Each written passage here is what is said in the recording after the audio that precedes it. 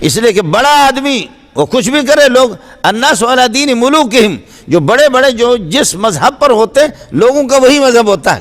ایک آدمی کہتا ہے کہ بادشاہ صاحب شکار کر رہا تھا، ماشاءاللہ اتنا تیر انداز ہے، اور لوسی وہ کہتا ہے کہ خدا کی قسم جب اس نے تیر مارا، وہ تیر اللہ کو بھلا کریے کہ اس کے ہرن کے پاؤں پہ لگا، پاؤں بھی چیرا اور اس کے پیشانی کو بھی چیرا، ایسا تیر انداز ہے۔ ارے بابا پاؤں تو نیچے ہوتا ہے، پیشانی اس کے اوپر ہے، پاؤں پہ لگا تیر ادھر سے گئی ہوگی، یہ تیر پھر اوپر آ کر کے کس طرح اس کو لگا؟ تو کوئی میرے جیسے منہ پھٹ تھا، تھوڑی سی غیرت اس کو تھی، اس نے کہا تمہیں شرم نہیں آتی؟ بادشاہ کی تیر اندازی کو بیان کرو لیکن بات کے اندر کوئی معقولیت تو ہو نا۔ اس قسم کے بے عقل تم کہتے پاؤں پہ لگا، اور پاؤں پہ اللہ آپ کو بھلا کرے لگ کر کے پھر یہ کہ پاؤں بھی ٹوٹ گیا اور اس کی پیشانی پہ بھی لگ گئی، پاؤں نیچے پیشانی پہ کیسے لگی؟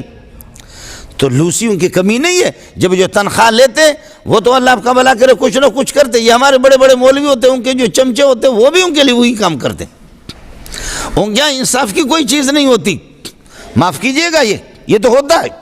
یہ پیر حضرات کے جو مرید ہوتے ہیں ان کا بھی بعض کا منہ کالا ہوتا ہے، لیکن بس یہ پیر ان کو برداشت کرے، وہ پیر ان کے بغیر چل نہیں سکتا، وہ پیر کے بغیر یہ لوگ بھی چل نہیں سکتے، لوسی لوگ بیٹھے ہوئے ہیں۔ لیکن ایک آدمی کہہ رہا کہ بابا پاؤں پہ اگر لگا تو پیشانی پہ کیسے تیر لگے گی؟ پیشانی پہ لگی تو پاؤں پہ بھی نہیں لگے۔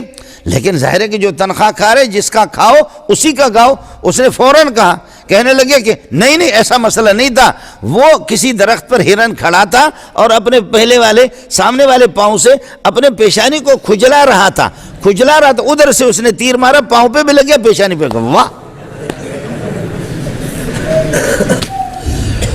بڑے لوگوں کے الٹے کو بھی سیدھا کرو، بڑے لوگوں کے الٹے کو بھی سیدھا کرو اور غریب کے سیدھے کو بھی الٹا کرو۔